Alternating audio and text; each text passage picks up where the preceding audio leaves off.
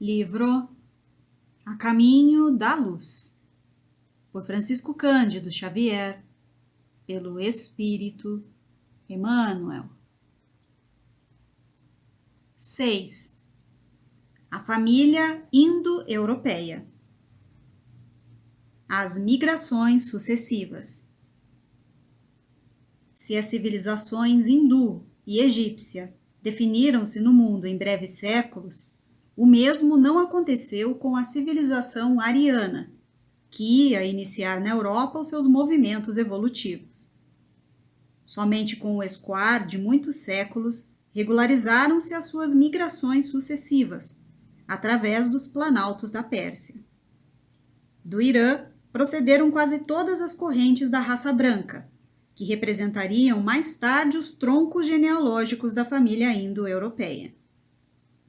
Conforme afirmávamos, os arianos que procuravam as novas emoções de uma terra desconhecida eram, na sua maioria, os espíritos revoltados com as condições do seu degredo, pouco afeitos aos místeres religiosos que, pela força das circunstâncias, impunham uma disciplina de resignação e humildade. Não cuidaram da conservação do seu tradicionalismo, na ânsia de conquistar um novo paraíso e serenarem, assim, as suas inquietações angustiosas. A ausência de notícias históricas. Aí reside a razão do escasso conhecimento dos historiadores acerca dos árias primitivos que lançaram os marcos da civilização europeia.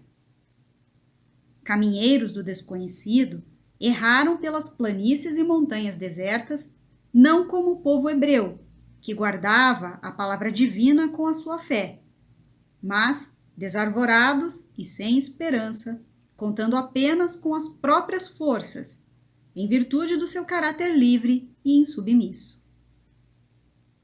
Suas incursões entre as tribos selvagens da Europa datam de mais ou menos 10 milênios antes da vinda do Cristo, não obstante a humanidade localizar-se à marcha apenas 4.000 anos antes do grande acontecimento da Judéia. É que, em vista de sua situação psicológica, os primitivos árias do Velho Mundo não deixaram vestígios nos domínios da fé, único caminho, daqueles tempos, através do qual poderia uma raça assinalar sua passagem pela Terra. Não guardavam a história verbal de uma religião que não possuíam. Mais revoltados e enrijecidos que todos os demais companheiros exilados no orbe terrestre, suas reminiscências da vida pregressa nos planos mais elevados, qual o haviam experimentado no da capela, traduziam-se numa revolta íntima, amargurada e dolorosa contra as determinações de ordem divina. Apenas, muito mais tarde, com a contribuição dos milênios, os celtas retornaram ao culto divino, venerando as forças da natureza, junto dos carvalhos sagrados, e os germanos iniciaram a sua devoção ao fogo, que personificava a seus olhos a potência criadora dos seres e das coisas, enquanto outros povos começavam a sacrificar vítimas e objetos aos seus numerosos deuses. A grande virtude dos árias europeus. A misericórdia do Cristo, porém, jamais deixou de acompanhar esse grande povo no seu atribulado desterro. Ao influxo dos seus emissários, as massas migratórias da Ásia se dividiram em grupos diversos, que penetraram na Europa desde o Peloponeso até as vastas regiões da Rússia, onde se encontram os antepassados dos gregos, latinos, samitas, úmbrios, gauleses, citas, iberos, romanos, saxônicos, germanos, eslavos. Essas tribos assimilaram todos os elementos encontrados em seus caminhos, impulsionando-lhes os passos nas sendas do progresso e do aperfeiçoamento. Enquanto os semitas e hindus se perderam na cristalização do orgulho religioso, as famílias arianas da Europa, embora revoltadas e endurecidas, confraternizaram com o selvagem e nisso reside a sua maior virtude. Assimilando os aborígenes, engendraram as premissas de todos os surtos das civilizações futuras. Nessa movimentação para o estabelecimento de novo habitat, organizaram as primeiras noções políticas da vida coletiva, elegendo cada tribo um chefe para a direção de sua vida em comum. A agricultura, as indústrias pastoris, com elas encontraram os primeiros impulsos nas estradas incertas dos que descendiam do primata europeu. Com as organizações econômicas oriundas do trato direto com o solo, deixaram perceber a lembrança de suas lutas no antigo mundo que haviam deixado. Bastou que inaugurassem na terra o senso da propriedade, para que o germe da separatividade do ciúme, da ambição e do egoísmo lhes destruísse os esforços benfazejos. As rivalidades entre as tribos, na vida comum, induziram-nas aos primeiros embates fraticidas. O Mediterrâneo e o Mar do Norte. Por essa época, novos fenômenos geológicos abalam a vida do globo. Precisava Jesus estabelecer as linhas definitivas da grande civilização, cujos primórdios se levantavam. E dessas convulsões físicas do orbe surgem renovações que definem o Mediterrâneo e o Mar do Norte, fixando-se os limites da ação daqueles núcleos de operários da evolução coletiva. O Cristo sabia valorizar a atividade da família indo-europeia, que, se era a mais revoltada contra os desígnios do alto, era também a única que confraternizava com o selvagem, aperfeiçoando-lhes os caracteres raciais, sem esmoecer na ação construtiva das oficinas do porvir. Através dos milênios, aliviou-lhe os pesares no caminho sobrecarregado de lutas e dores tenazes. Assim, enviou-lhe emissários em todas as circunstâncias, atendendo-lhe os secretos apelos do coração no labor educativo das tribos primitivas do continente. Suavizou-lhe a revolta e a amargura, ajudando a reconstruir o templo da fé na esteira das gerações. Nos bosques da Asmórica, os celtas antigos levantaram os altares da crença entre as árvores sagradas da natureza. Doces revelações espirituais caem na alma desse povo místico e operoso, que muito antes dos saxões povoou as terras da Grã-Bretanha. A reencarnação de numerosos auxiliares do mestre em seus labores divinos opera uma nova fase de evolução no seio da família indo-europeia, já caracterizada pelas mais diversas expressões raciais. Enquanto os germanos criam novas modalidades de progresso, o Lácio se ergue na Itália central, entre a Etrúria e a Campânia.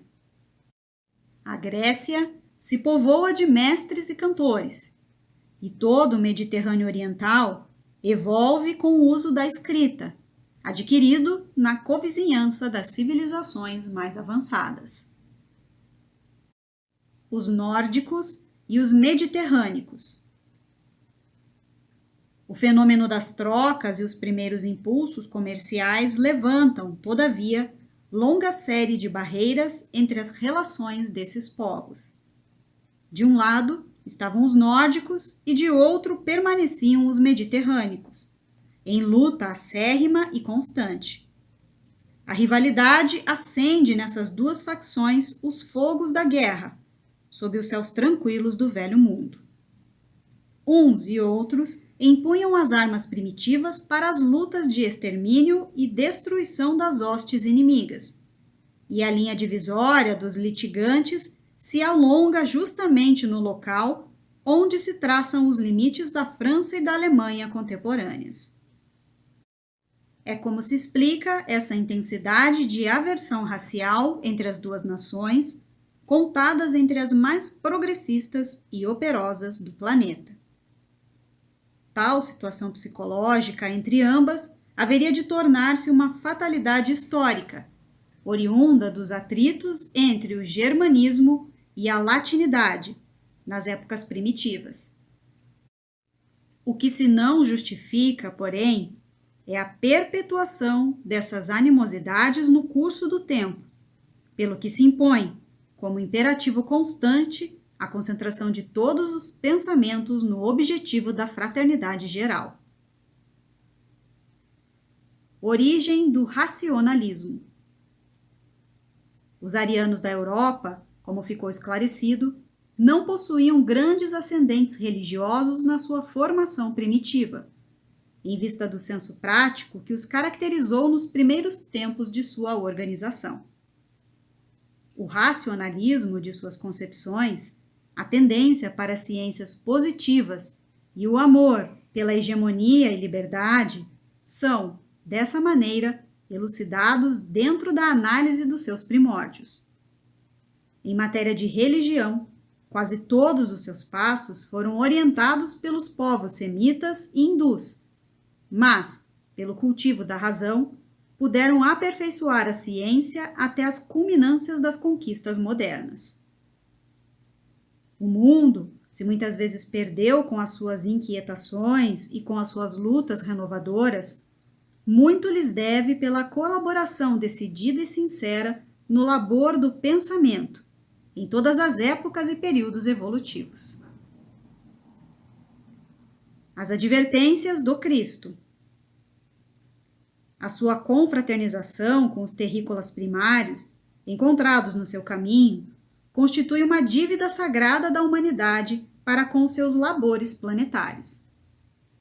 O Senhor da semeadura e da seara não lhes desconhece essa grande virtude, e é por isso que as exortações de toda a natureza são por ele enviadas do alto nos tempos que correm às nações europeias, a fim de que se preservem do extermínio e da destruição terrestre, arrancando-as do primitivismo para um elevado nível de aperfeiçoamento nos grandes trabalhos construtivos da evolução global.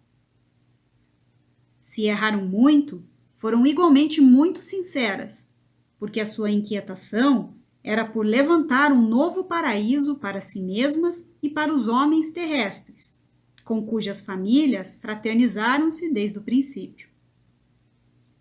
Faltaram-lhe os valores espirituais de uma perfeita base religiosa, situação essa para a qual concorreram, inegavelmente, na utilização do livre-arbítrio. Mas o Cristo, nas dolorosas transições deste século, há de amparar-lhes as expressões mais dignas e mais puras, espiritualmente falando, e, no momento psicológico das grandes transformações, o fruto de suas atividades fecundas há de ser aproveitado como a semente nova para a civilização do porvir.